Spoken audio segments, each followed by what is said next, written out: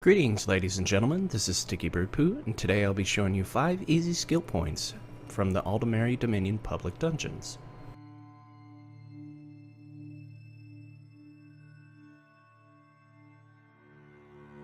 Most public dungeons will take less than 15 minutes. Timestamps are listed in the description below to assist you in finding the exact public dungeon you need.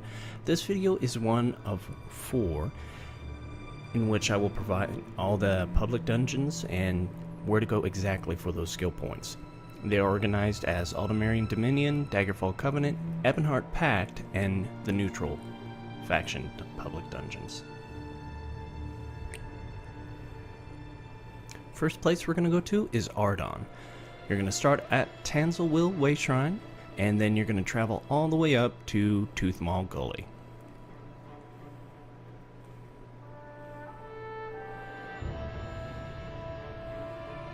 In the interest of time, I have sped up all the footage.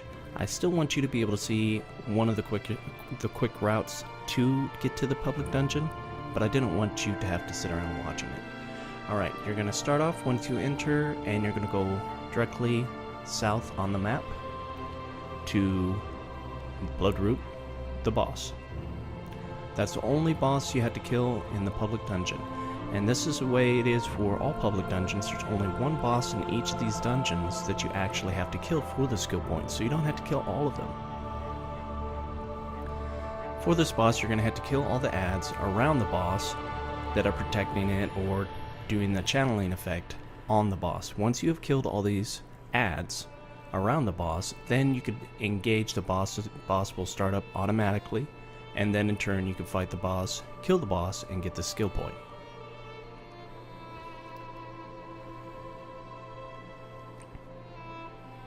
Now this boss has a mechanic where it will start sapping your life and just sucking your health from you. Now when it's doing that, you need to walk up to it and interrupt it. You block and then you do your second ability, your right click to, there it is, that mechanic right there. You just have to interrupt it or else it will continue to heal itself. Next place we're going to be going to is Grotwood, Eldenroot Way Shrine, and we're going to travel down to Sunder Ruins.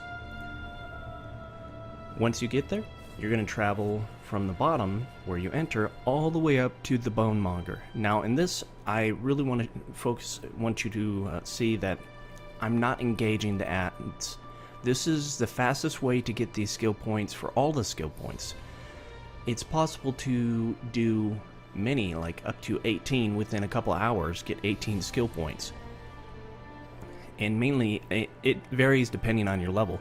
What you will do, like I did right there, is you just run straight towards the final boss that you need to fight, and then you allow yourself to die. All the ads that were fighting you will reset and leave you alone. Then you res up, and then you fight the ads that you need to. Now all these skeletons in the room, you need to kill them before the boss will actually spawn. If you kill what you think is all the ads, just keep on looking around in that room, and if you find any, you kill them, and then that'll probably that will start the boss fight. The boss is hidden behind that kind of green pane, that green wall. The green wall will drop after you've killed all the skeletons, and he will come out and engage you and try to fight you. Now this boss has very similar mechanics, very common to most of these skeleton types that you engage in different parts of the game. He does, however, summon a number of additional skeletons, so if you have you will want some kind of AoE ability to attack them, or you'll want to focus them real quick and then get right back on the boss.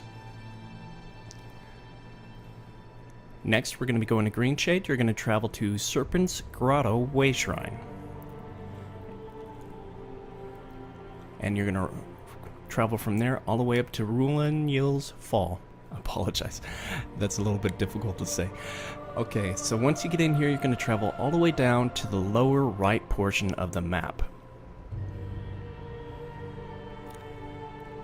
And that is going to be the Hergor the Fallen.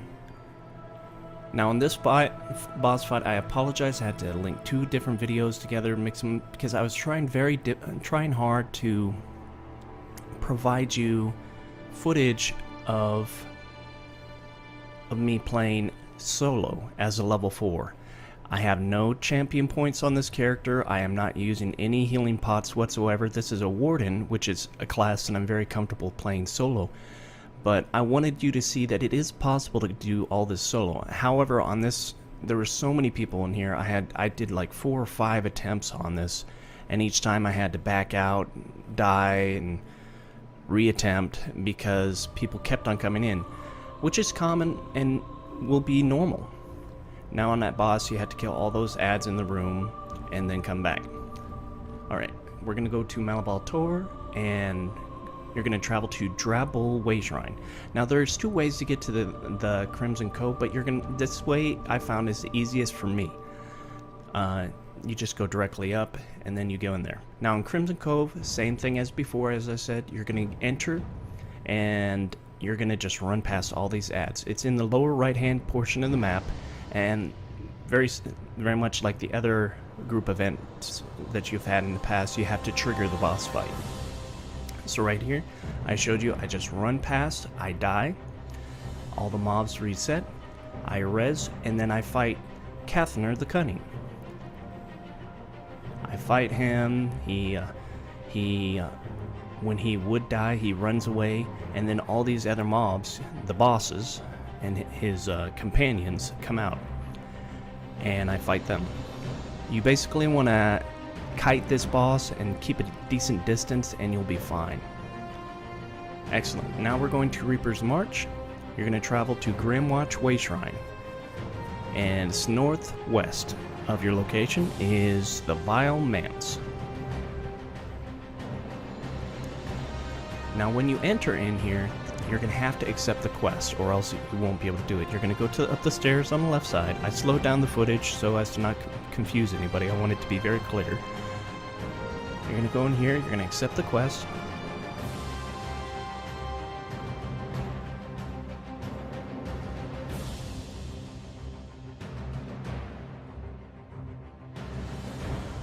After reading those quests, you're going to go into the other room and check in the boot, and then you're going to go down, jump over the railing, and then go down, and then go into the cellar.